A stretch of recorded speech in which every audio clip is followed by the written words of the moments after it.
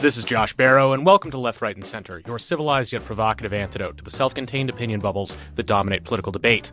It's the first week of June, and this week the president was in Europe. He visited Normandy and honored American veterans on the 75th anniversary of the Allied invasion that began the end of Nazi domination of Western Europe. To the men that sit behind me and to the boys that rest in the field before me, your example will never grow old, the president declared. He also found time to criticize domestic opponents, saying in Normandy that Robert Mueller had made a fool of himself and that Nancy Pelosi was, quote, a nasty, vindictive, horrible person, unquote. That came after Pelosi reportedly told Democratic colleagues behind closed doors that she doesn't want to see the president impeached. She wants to see him imprisoned after a trial after he's voted out of office. Lock him up, I guess. But in addition to France, the president visited the United Kingdom, getting his long-awaited state visit at a time of great turbulence in that country. The UK is still stumbling toward a resolution on Brexit, but with no agreement in sight and Prime Minister Theresa May on her way out, what does the future hold for Britain's relationship with both Europe and the United States? Later in the show, Amanda Sloat from the Brookings Center on the United States and Europe will join us to discuss that. We'll also look at some policy proposals from Cory and Kamala Harris to deal with the housing affordability crisis. Can the federal government help put housing in more people's reach? But now let's bring in our Left, Right, and Center panel. As always, I'm your center, and I'm joined by Rich Lowry, editor of National Review on the right, and on the left, Elizabeth Brunig of The Washington Post. Hello. Hi, Josh. Hey, Josh. So, Rich, what have you been watching this week? Well, we talked about this last week, but there have been developments in the impending tariff fight with Mexico. There appear to be actually serious negotiations going on in Washington, and Mexico has sent 6,000 troops to its southern border and is discussing asylum changes. And one thing, at least on the table, is Mexico agreeing to be a safe third country, which would mean asylum seekers from the Northern Triangle would have to apply in Mexico. And if they didn't and came here, we could just reject them. This would be an enormous change. It would be a tremendous political and substantive victory for Trump, but it seems very unlikely that the Mexicans are going to really agree to that. I would expect something much short of that. And meantime, it's emerged that U.S. Republican senators are almost wholly opposed to Trump's policy. I wouldn't expect to see action soon while these negotiations are ongoing. But if Trump actually goes through with the tariffs and they begin to escalate, we could see a genuine revolt on Capitol Hill, the likes of which we haven't seen against this president from his own party yet. Liz, a lot of the discussion around the Trump administration's desire for this so-called safe third country agreement where Mexico would agree that people passing through Mexico seeking asylum would have to seek it there rather than in the U.S. has focused around the apparent impossibility of it, that Mexico is not likely to agree to it, that it is a red line for Mexican President López Obrador. In the event that Trump actually succeeds in getting concessions from Mexico on that, is that something that progressives in the United States should oppose or should welcome? I mean, it's hard to say. I think we haven't really seen very clear delineation of what this kind of plan would mean for the refugees themselves or people fleeing violence. We would have to get a good idea of what Mexico's actual capacity is of helping the people who are passing through Mexico en route to the United States and try to figure out if it's a real humanitarian solution or if this is just a sop to Trump's base to keep people out of the United States. Rich, one of the sort of back-channel things you hear out of this White House is essentially that Republicans in Congress should not be talking loudly about their opposition to the president's tariff strategy and, in some cases, their willingness to use congressional powers to block him from imposing the tariffs that he's threatened on Mexico. I mean, obviously, first, the president is a protectionist and just has a favorable view toward tariffs, but also essentially saying that this is, for this to be a credible threat toward Mexico in order to get concessions on immigration, they have to believe that Congress will uphold any tariffs that the president imposes. And I guess the question is, how serious are the threats from Republicans in Congress that, this time they really will stand up to the president and they will use their powers to stop him from imposing the tariffs that he's threatening?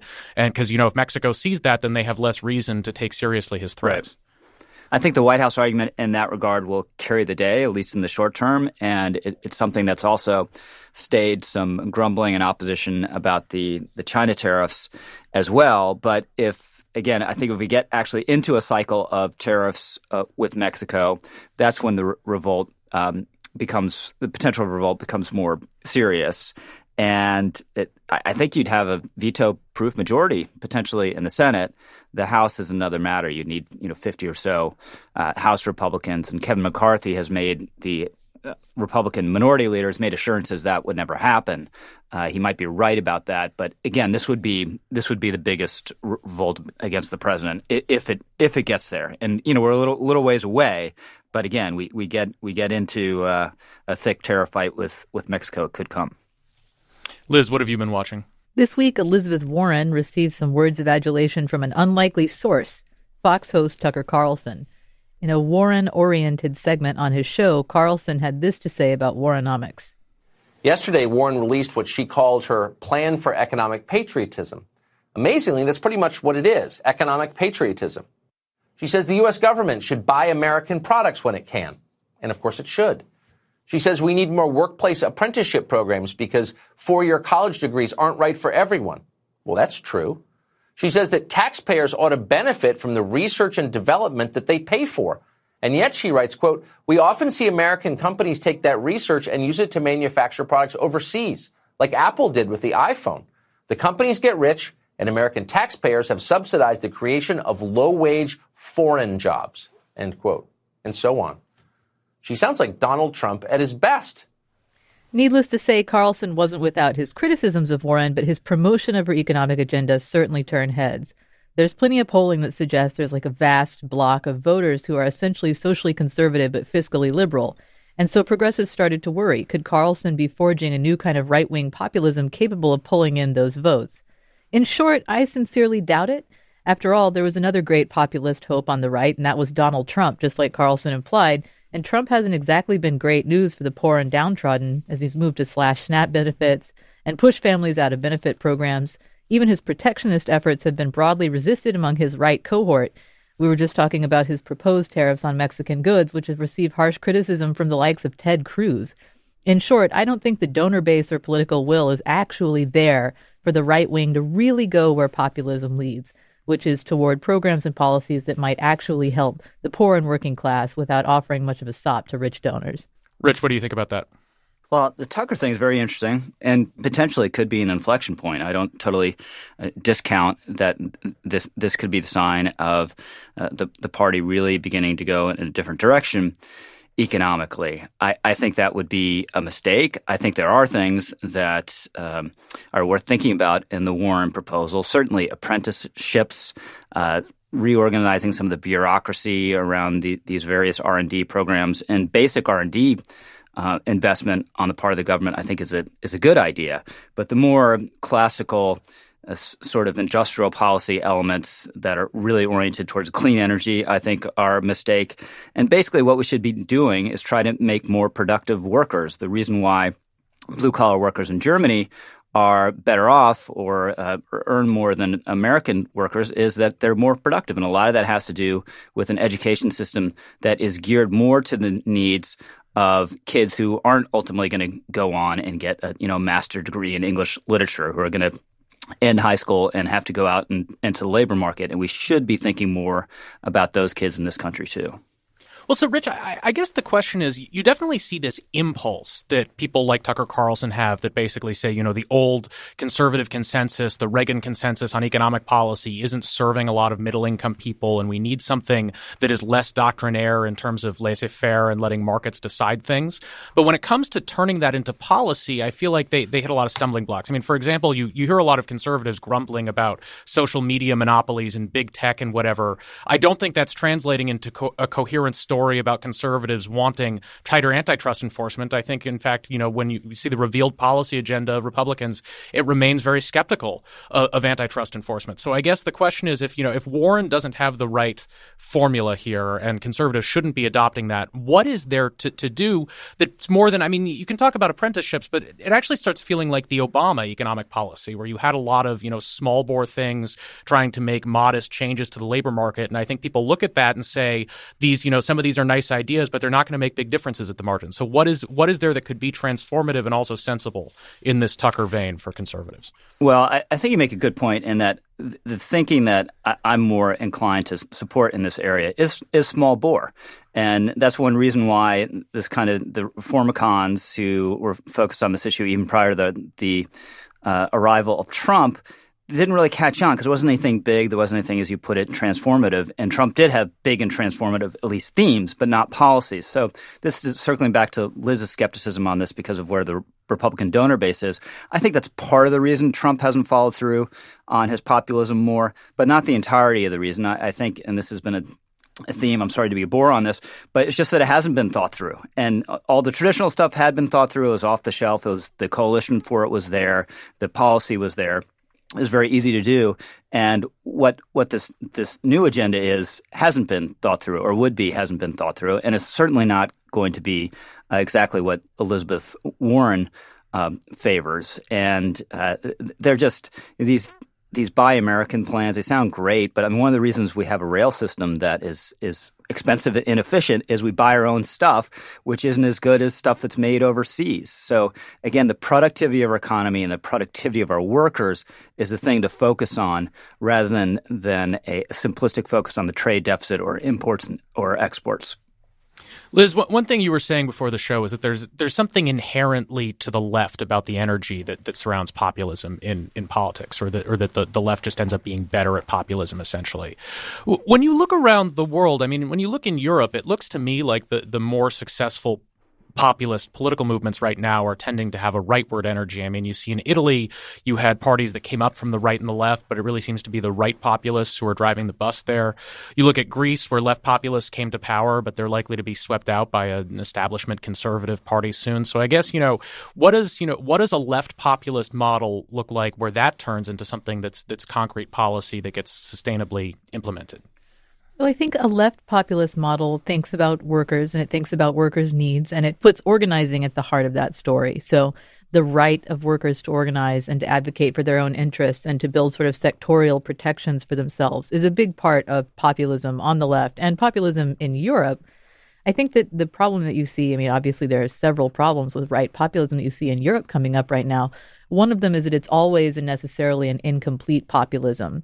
It's a populism that's aimed at protecting the rights and interests of a certain group of workers or a certain working class while excluding the rest, usually a racial other. So it's an incomplete and it's a broken populism. And because of that, it's a very fragile populism. But the left populism in the United States would aim to take workers, working people as a whole, with all of their racial diversity and their mixture of genders and gender presentations and so on and so forth, and give them the opportunity to organize, protect their interests. And I think that the second thing that left populism does much better than right populism is it also takes seriously the lives and well-beings of non-workers.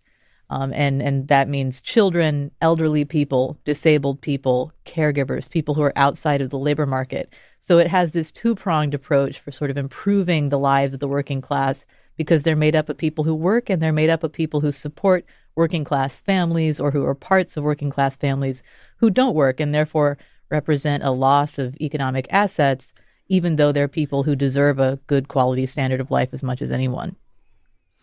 One thing I was watching this week was the data on job creation in the United States, which was quite bad. We got a jobs report on Friday showing the U.S. economy added 75,000 non-farm jobs in May. That was 100,000 less than expected. We also got revisions of data from March and April showing those months were worse than we thought. And so an odd political fact about this moment in the Trump era is that all of this apparent unrest in American politics has been happening against the backdrop of an economy that is quite good and quite stable. Unemployment is under 4%. And so, you see this level of discontent now. Imagine what it could be like if we entered a recession. And so I don't think this is, flashing red for recession yet, but we've been having for a while this idea that, we got some worrying numbers on economic growth, but hey, at least the jobs numbers continue to look really good. This report is really saying, hey, maybe the jobs numbers are not so good as we thought.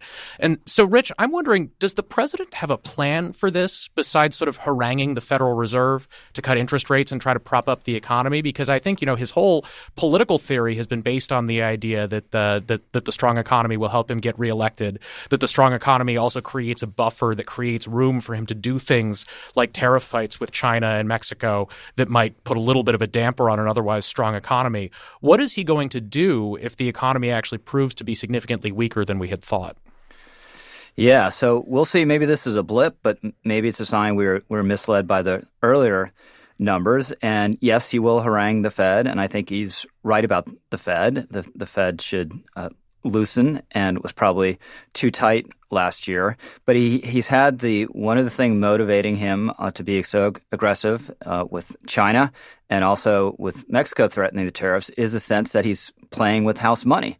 That one, he cut taxes quite substantially so he can afford to raise taxes, which what tariffs basically are in these instances. And two, he's playing from a position of strength because our economy is stronger than our trade adversaries in these instances. And if that assumption is not true, I think it throws the whole approach into doubt and reduces his leverage. And both in policy and political terms, I don't think there's a great margin for error here because we've already been running at quite a substantial budget deficit at a time of robust economic growth.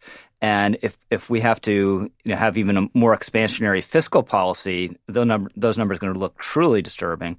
And the economy has been something that's been buttressing his political standing. So I agree, we're not looking at a recession yet, but if one were to come, that's when politically the bottom would fall out for him likely. Liz, this has been a messaging challenge for Democrats, I think. They have a lot of objections to the president's economic policies, but as the economic numbers have been pretty good, it's been difficult to figure out how much to talk about, you hear messaging about, well, the economy's not working for everyone, and of course that's always true, but you have a lot of voters out there who disapprove of Trump, but have so far been basically satisfied with his handling of the economy. Right. I mean, it's been an issue for Democrats because they like to attribute, and I think everyone is guilty of this across the spectrum of politics, they like to attribute however the economy is doing to the executive who happens to be in power at the moment, when we should know very well from Obama that there are long-lasting after effects in terms of determining how the economy is doing. But it has been a messaging issue. Nobody wants a recession or to see the economy falter. But if it turns out that some of these signals were actually misinterpreted, I mean, Democrats would be silly not to take advantage of that and point out that, Trumponomics, such as it is, it's not only not what it was promised, but it's not even doing what it says it was doing. Let's take a break. I will be back with Rich Lowry of National Review and Elizabeth Brunig of The Washington Post to talk with Amanda Sloat about the president's trip to Europe. You're listening to Left, Right, and Center. What do you think? Share your thoughts on today's show on our Facebook page or tweet us at LRCKCRW and download the KCRW app to listen to Left, Right, and Center on demand. In the early 1980s, two teenage siblings in London recorded an album. It brought together Pakistani diaspora and British New Wave. Disco se aage literally means beyond disco. I'm Jessica Hopper. On the latest Lost Notes, we tell the story behind this lost masterpiece. Find Lost Notes wherever you get your podcasts.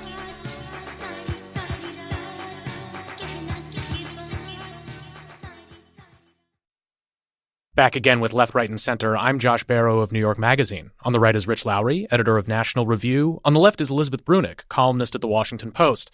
President Trump visited Europe this week. He visited Normandy to commemorate the 75th anniversary of D-Day. He stopped off at his golf resort in Ireland. And he finally had his state visit to Great Britain with lame duck Prime Minister Theresa May, who is on her way out after failing to reach any sort of conclusion about Brexit. To discuss the visit and the outlook for Britain's relationship with both Europe and the United States, we're joined now by Amanda Sloat. Amanda is a senior fellow at the Center on the United States and Europe at the Brookings Institution. Hello, Amanda. Hello. So some of these foreign trips with Trump have led to fireworks and argument. He often doesn't get along well with the elected leaders of other democratic countries. This trip seems like it was pretty smooth in relative terms, no? It is all becoming relative in terms of how we assess Donald Trump's trip. I think he was well behaved by his standards in terms of his formal interactions with leaders. This trip was quite high on ceremony and low on substance. However, what he was saying and doing publicly was juxtaposed with some of his more questionable decisions in terms of Twitter spats with the mayor of London, his decision to meet with some of Theresa May's political rivals, and some of the more provocative comments he made about British domestic politics in his media interviews. What is the outlook now for Brexit with Theresa May on her way out? I mean, we will get a new conservative prime minister. Will they do anything different in terms of resolving Britain's relationship with the European Union?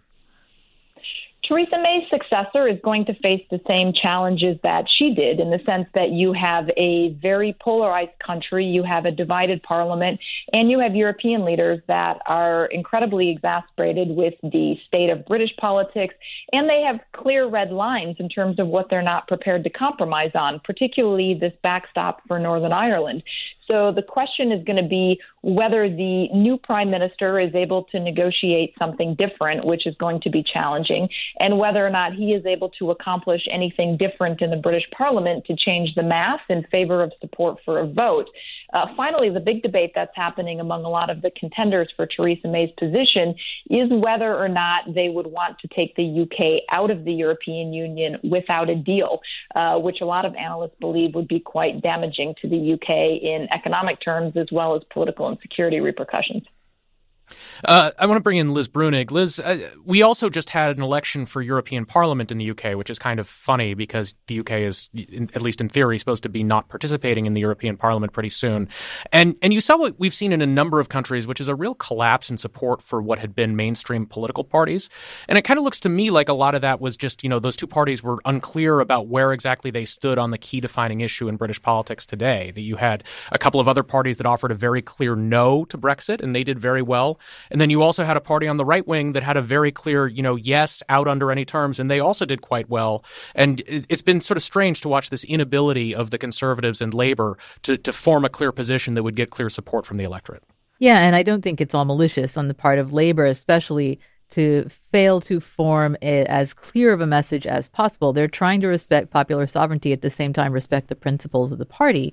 And those things can periodically come into conflict, especially with certain motivations for support of Brexit.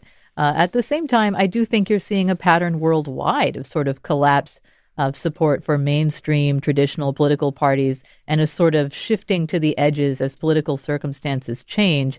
And of course, that shift itself is changing political circumstances. So it didn't surprise me to see that in the UK.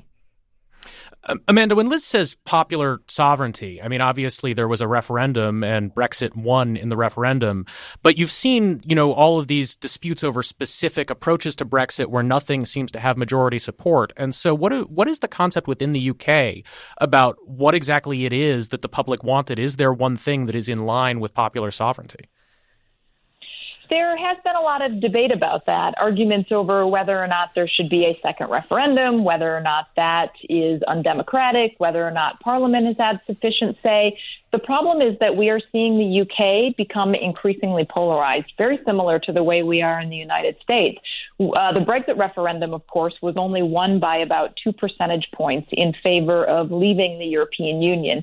Opinion polls now are showing that there is a slight shift in favor of remaining, partly as people are seeing the complexity of the process. They're seeing what they're going to lose in the process, but it is not a huge shift. And so some are questioning, if you had a second referendum, whether or not you would even get a significantly different result and what that would do to democracy and sovereignty arguments in the country when you had a very narrow decision going in the other direction.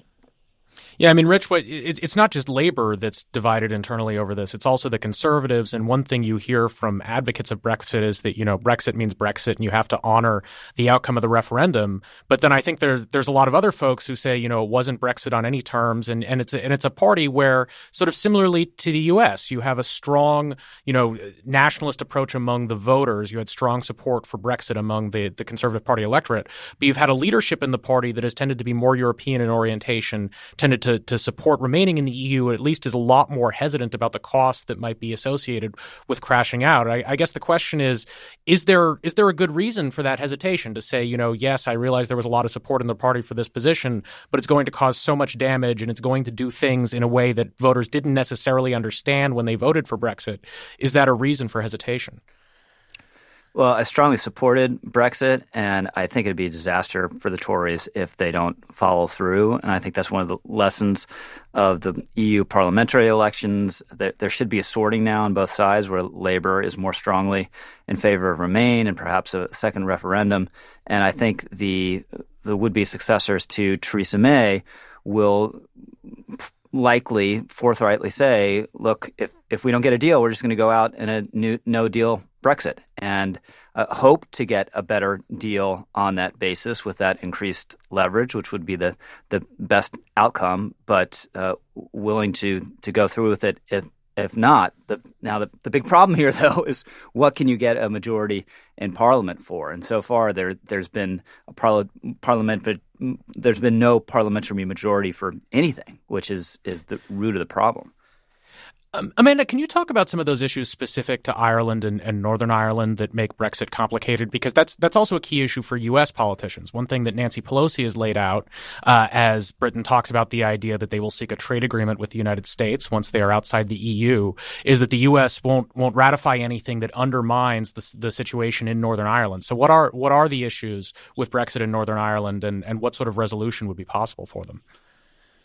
Absolutely. Northern Ireland is an issue that was not very much discussed during the referendum campaign, but it really has become the central issue in these Brexit negotiations. So right now, the United Kingdom and Ireland are both members of the European Union, which means they are both part of the single market. They are both part of the customs union system. Once the UK leaves the European Union, that border between Northern Ireland, which is part of the UK, and Ireland will become the external trading border for the European Union. And so in order to preserve the sanctity of EU regulations, they're going to want to have checks on goods that are transiting that border. Now, because of the unique history of political conflict in Northern Ireland, inserting any sort of border, especially any sort of physical infrastructure, is not only going to be practically challenging for the people that live there, but could be quite psychologically damaging. In the negotiations, the UK and the EU agreed to a backstop provision, which said that Northern Ireland, and then it was later expanded to the entire UK, would remain in some of the customs union provisions for the EU, with some additional single market provisions applying to Northern Ireland. This was objected to by some in the UK. For the Conservative Party members, especially those that were supportive of Brexit, they don't like this because it's going to limit their ability to negotiate free trade agreements with others.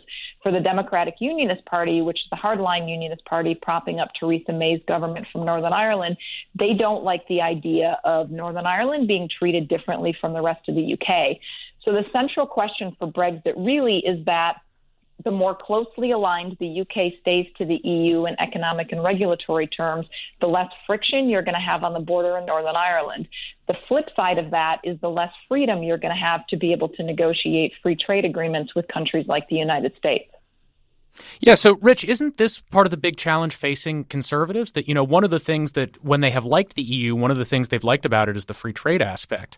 And if you want to get those benefits, then you have to tie yourself up to EU agreements on trade. Whereas, you have President Trump out there. One of the things he's excited about is the idea that he'll be able to make individual trade agreements with the UK. He's always complained that because the EU negotiates as one bloc, they're too difficult. Oddly, maybe not oddly, but remarkably, that's very similar to Vladimir Putin's concern about the European Union. So it seems like what Trump is aiming for here and what some of the nationalists are aiming for is in direct conflict with conservative principles about free trade, free movement of goods, right?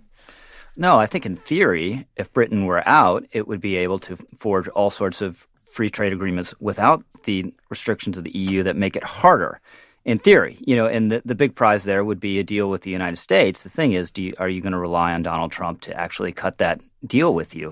We saw how excited he was about the trade agreement with Mexico prior to potentially blowing it up with a new tariff threat. So, in theory, Britain standing alone should be have more opportunities to free trade than being tethered to the EU. But whether that, as a practical matter, that could come to fruition is another question. Liz, we were talking earlier about populism on the left and on the right. Is there a left alternative to the EU? I mean, Euroscepticism seems to be on the ground in Europe very much a right-wing phenomenon. And so you end up with parties on the left sort of ending up in this box that is pro-EU. Rich was saying earlier that, there should be a sorting that has the Labour Party on a more pro-EU position. But obviously there's a lot of critiques of the EU from the left. Is there a way to advance those without ultimately advancing the interests of right-wing populists in Europe? You'd like to see that, right? Because the critiques of the EU that come from the left, I think, are totally legitimate. And they have to do with the EU protecting capital more than labor and the free movement of capital and the mobility of capital much more than labor, which puts labor at a disadvantage. The problem is just that in this particular circumstance, any of those critiques coming out of the left are going to be sourced by a more dominant populist right in Europe in order to attack the EU for outcomes that might not actually be any better for the left at the moment. So I think it's a matter of strategically deploying those critiques in a period where circumstances don't lend them to being exploited by the right. Amanda, how should Americans think about how the outcome of these disputes matters for the United States? I mean, obviously, we talk about what a U.S.-UK free trade agreement might look like, but I assume there are broader reasons for Americans to care whether the UK stays in the EU and on what terms it might leave it. Absolutely. I think one of the biggest challenges for the United States with these Brexit debates is that they are consuming the entire bandwidth of the British government. There was a recent report that came out by the Institute of Government in London that said 16,000 civil servants in the UK are focused on Brexit-related issues. So that means 16,000 people that could be focusing on other policy areas, including those that are of particular interest to the United States and areas where we could be cooperating. The problem is, even if they do reach a preliminary Brexit deal, it is going to take years for them to sort out the economic and security relationship between the two of them. So we really are only at the end of the beginning of this debate. The second issue relates to Northern Ireland. The United States has long been invested in the peace process in Northern Ireland. We had Senate Majority Leader George Mitchell, of course, very actively involved in negotiating the Good Friday Agreement. And so while you can argue that the debates between London and Brussels about what this looks like are a matter of domestic politics, you could also make the case that the U.S. and other countries have an interest in preserving peace and stability in Northern Ireland. Amanda Sloat is a senior fellow at the Center on the United States and Europe at the Brookings Institution. Thank you for joining us, Amanda. Thanks for having me. Still with me are on the left, Liz Brunig of The Washington Post, and on the right, Rich Lowry of National Review. And now it's time for Tweets of the Week. Sometimes it only takes 140 characters or maybe 280 to distill the spirit of the week. Liz Brunig, what's your tweet of the week?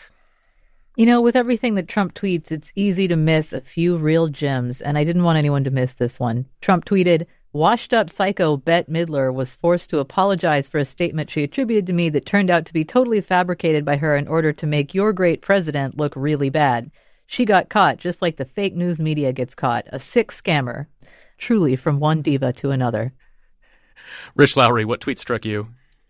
My tweet is from Congresswoman Jackie Spear, who tweeted from Normandy, "Visited the grave of my friend's father and witnessed a remarkable ceremony. The letters on the white crosses almost disappear in the brightness of the stone, so a soldier fills the indentations with sand from Omaha Beach to bring the name forward. It sent shivers down my spine." And she posted a video, which I urge people to seek it out. It'll have exactly the same effect on you if you watch it. My tweet of the week comes from Mark Harris, who is a critic who writes for my publication, New York Magazine, among others. He tweets, "I just saw someone say into her phone, quote, 'You're very stupid and I don't have time to argue with you,' unquote, and then hang up. I didn't even know you could call Twitter." I've been talking with Liz Brunig of The Washington Post and Rich Lowry of National Review. We will be back to talk about housing. You're listening to Left, Right, and Center. Join the conversation on our Facebook page or tweet us at LRCKCRW. Stream all episodes of Left, Right, and Center and other great shows at kcrw.com/podcasts. Back again with Left, Right, and Center. I'm your host, Josh Barrow. On the right is Rich Lowry, editor of National Review. On the left is Elizabeth Brunig, columnist at The Washington Post.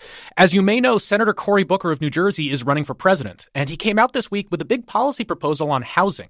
He wants to cap people's rent at 30% of their income. Specifically, the way that would work is you would get a tax credit equal to the difference between 30% of your income and the fair market rent for a home in your area. Kamala Harris has also made a similar tax credit proposal for renters, and the proposals come at a time when housing affordability has been at the top of the agenda in many state capitals. New York Governor Andrew Cuomo and Democratic legislative leaders are moving toward a significant strengthening of rent control, though details are still being hashed out. In California, the biggest focus has been on restrictive zoning by cities and counties that has held back the production of housing units. The need to loosen zoning is also an idea that shows up in Booker's proposal for federal housing policy and in a proposal from Elizabeth Warren. But are any of these ideas going to work to make housing more affordable? To discuss that, we're joined now by Michael Lenz. Michael is an associate professor of urban planning at the UCLA Luskin School of Public Affairs. Mike, thanks for joining us. Thank you, Josh. So, Mike, one of the big concerns I hear about proposals like this from Senator Booker and Senator Harris is that if you give a big tax credit out for renters and you're giving people money and saying it has to be spent on rent, but only the same number of apartments are actually available for rent, that'll just cause rents to go up. All these housing vouchers will be out there or tax credits. They'll end up bidding up rents, and it'll be landlords that actually collect the benefit from that in the form of higher rents. Is that right? And is there a way to avoid that if you're trying to give financial support to people to find housing? Yeah, Josh, I think there is definitely some strong evidence in the housing research literature that points to the fact that you can't simply make housing vouchers more plentiful and of higher value in order to lower the cost of housing for people. But it does have some positive effects for those tenants as well. It's not a one-for-one situation in which every dollar you spend simply goes into the pockets of landlords. But it is what we would call a leaky bucket in that some of that subsidy is going to go to landlords. Some of the things that it's going to affect that or limit that leakiness of the bucket, if you will, is the extent to which there's more competition amongst landlords. And in places where we don't have a lot of housing opportunities, particularly for low-income households, landlords have a lot of bargaining power. They can raise rents commensurate with the increases in the subsidies. They have more power to do that. In places where there are more housing opportunities, where there's both a mix of subsidized housing production and market rate housing production, higher vacancy rates, things like that, it is less possible for a landlord to simply raise the rents to reflect the increase in subsidy. But I will also note that, we're not really in most markets anywhere near close to being too generous with voucher programs in most analyses in order to really worry too much about huge windfalls going to landlords in that kind of respect. Liz, is the problem here thinking too much about housing as a market good? I mean, obviously, the answer to landlords will capture this that you're seeing discussed in New York's legislature is that you impose controls on rent that prevent them from raising rents in order to capture this windfall or any other windfall, the windfall that they've captured over the last few decades as New York, for example, has become a more desirable place to live and housing production hasn't caught up with it. That's ended up being higher rents. You can have a law that just says you can't charge higher rents. Right. You could go for rent control, which I don't have any problem with, or you could go directly for supply. And so sometimes you see proposals on the left that suggest what is called social housing, which would be the government just building more housing in areas that have these severe pressures. And then when you increase the supply, the prices are going to go down. You can also just have the state act as rentier there. So you don't risk these vouchers going to private landlords, the sort of risk you were discussing. Instead, you just have an increased supply with reasonably priced rents coming directly from the government itself. And I don't think that's a bad idea either. I think it might be a more elegant solution to the issues Booker has identified. Michael, what do you make of that, the idea of direct government provision of housing? Is there a workable model for that? Definitely. We just, in this country, haven't really funded that over time very well, right? So our experience is largely with constructing public housing in the 1930s, 40s, and 50s.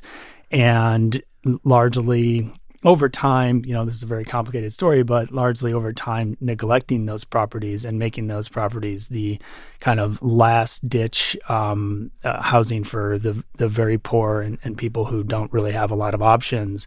And then wrapped in that was a long history of racial segregation and various racial and spatial justice issues.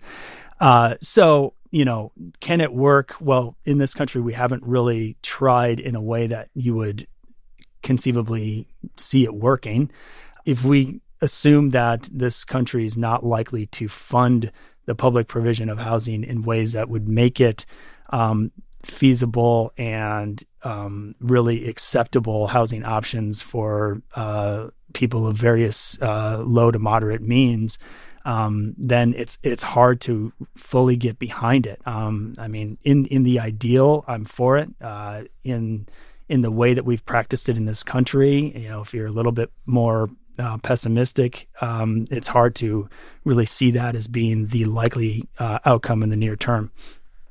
Rich, what do conservatives have to say in this debate? Because it feels like there's a robust conversation on the left that ranges from, more government interventionist approaches all the way to, have the government build and own housing, to interventions in the market to subsidize people who can't afford housing, and even the deregulatory ideas that we're hearing, state and local officials really pushing for loosening of zoning, state laws that would intervene and stop municipalities from stopping the production of housing. Even most of the people producing those more market-oriented ideas tend to be Democratic officials. What is the Republican prescription for what to do about people who find housing to be too much of a burden to afford?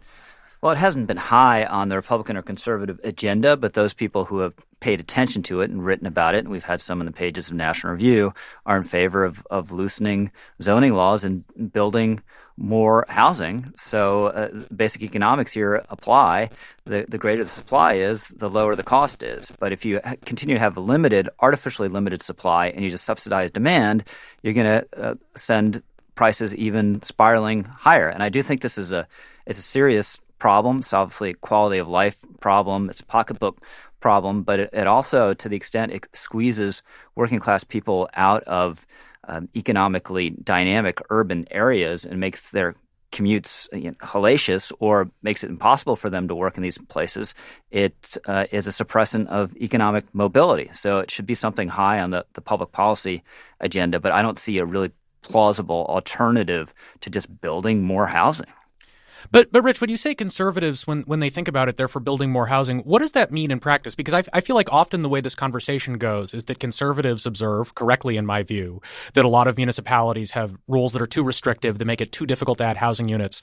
But then they're reluctant to impose restrictions from above, either state laws or federal incentives through federal grants and that sort of thing, that try to push municipalities to permit more because they have a focus on local control and they don't want to tell municipalities what they have to do, even though they have opinions about what municipalities should do. And so it seems to me that doesn't add up to an agenda that actually does anything to get more housing built. This is a classic thing that is most appropriate to be hashed out at the local level. But at the local levels, and especially in these places with the most restricted housing and most restrictive zoning laws, they should loosen up. That's our policy to the extent we focused on it. Mike, one of the key debates that you hear among housing advocates is if you do permit a lot more development, if you override local zoning rules and say, no, you have to permit a lot more apartments, and if that works to increase the production of homes, does that necessarily lead to more affordability? I mean, some people say it's like any other good. You make more of it and the price goes down. And then other people say, no, it's, you allow more construction in areas that are already gentrifying, and that just leads to even more rapid neighborhood change that makes things more unaffordable for people. Where do you come down on that? If we build more housing, will that do a lot to make housing more affordable? Yeah, I think the big problem that we're sitting in right now is that we have been not building in a lot of municipalities, particularly in California, that I know best, for so long that this is not a problem that lends itself to an easy fix. My standard, answer or thought on this is that we need a variety of tools and a variety of interventions in order to address a multifaceted problem of housing affordability that is really a result of a pile up of bad decisions over time. I think what people think about when they think about relaxing land use regulations, they think about, okay, now you're going to allow some developer to come into my neighborhood and build a very large tower. And, every time I see a large condo tower, the only people that come in and out of there are rather wealthy, and the price of those units is very high. That's not necessarily the solution or the only solution or the only type of housing that we can build, or the only type of housing that we have been restricting. Right now, if the only thing that we're allowing to be built is condos and towers that are, downtown, that tend to be priced for very high income people, no, those benefits are not likely to accrue to the lower income households that we in housing policy circles care about. So starting with thinking about how we increase the housing supply in ways that's not just targeted at the high end, I think is very important. The other piece of this is, like I said, we need a variety of tools. And, having more attention to tenant protections, subsidy, government or publicly subsidized housing stock, at least in part, that's going to kind of accentuate the more market-based interventions is important as well. You can't do this all by building market rate supply. You can't do this all by subsidizing out of it. You need a variety of tools. Yeah, Liz, this is a hobby horse for Matt Iglesias at Vox, who writes a lot on housing policy, that people sort of talk about social housing as an alternative to market interventions that try to loosen zoning and just, allow the markets to allow more housing to be built. He points out that public housing is still politically regulated and subject to land use, and more broadly subject to political objection. People who oppose a private tower built right near their home are likely to also oppose a public tower built right near their home. So I guess how do you think about combining those two things? Even if you had budget for more social housing, you would still need to find a strategy to overcome very local political objections to adding any sort of building in any location. Right. I mean, you're always going to have this sort of NIMBY objections to more housing being built. And so there's a political aspect to overcoming that, which has to do with familiarizing communities with the reasons that we're trying to build more housing, that there is a serious supply issue that's causing an enormous burden on lots of people who are not just the undesirables or unfit they imagine coming into their communities, but ordinary working people who just cannot meet the burden of housing costs, especially in these very expensive metro areas. And then I think there is an aspect of it that has to do with just sort of trying to push past in whatever legislatively available ways you can those objections that come from a place of not really even being particularly interested in understanding the burden this places on working class communities. Rich, I see certain parallels here to markets in healthcare and education, where you've had cost increases that have outpaced inflation, and some part of that has been regulatory. But then once you have those, then you get more pressure from more government interventions because people find that the price increases are unsustainable for them, and they need assistance paying for things. So I guess do you worry that if there isn't enough intervention in the market to try to deliver as many housing units as are demanded, that you're going to get things like you're seeing in New York, where basically people say these rents are out of control, we need another round of rent control measures? Yeah, that's one worry. But I think citing the examples of education and healthcare is very apt, because I think it's the same problem, the kind of limits on supply and a lot of subsidy for demand. And it's a short-circuiting of the market rather than a market excess. And in New York, the problem is if you go too far down the road of rent control, you begin to discourage landlords from investing and improving in their housing stock. So you get declining quality of housing. And I have to say, I'm not sympathetic at all. As a policy matter, I think the NIMBY people are wrong. And I also I'm a density guy. I'm an urban guy. I love high rises. I love lots of people packed into one area. I think it creates more vibrant and interesting lifestyle. It creates more walkable rather than kind of car-based everyday living. But the vast majority of Americans, unfortunately, do not agree with me. Michael, just one quick question before we go. I want to get you in on what Rich said there about rent control and discouraging investment in existing apartment buildings. How much is that something that should be worried about? What's the evidence on how rent control affects the housing market? Should we worry that it has negative unintended consequences, or is it an effective policy to transfer rental income effectively away from landlords toward tenants? Well, it definitely depends on how you design a rent control regulation. If you build in different incentives and different pieces of legislation to allow for increases when there are improvements to the property, that will certainly lessen the extent to which we have this disinvestment problem when we cap rents. That, can also come with its own downsides or unintended consequences, where then a landlord will, in some cases, improve the property in order to price people out that are currently sitting in that unit. So it's definitely hard to perfectly align the policy with the outcomes that you want in rent control. And it's difficult to game plan for all of the funky choices that people are going to make, both on the landlord and tenant side as a result. Michael Lenz is an associate professor of urban planning at the UCLA Luskin School of Public Affairs. Mike, thank you for joining us. Thanks, Josh.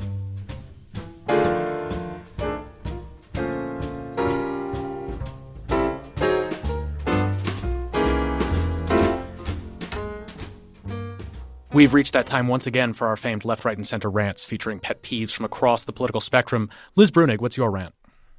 It's summertime now, which means I'm out pushing my kid around in a stroller a lot, and it also means there are a lot of people riding those little rent-a-scooter things everywhere. The problem is there needs to be some kind of agreement between the stroller community and the scooter community as to where you put the scooter when you're done with it.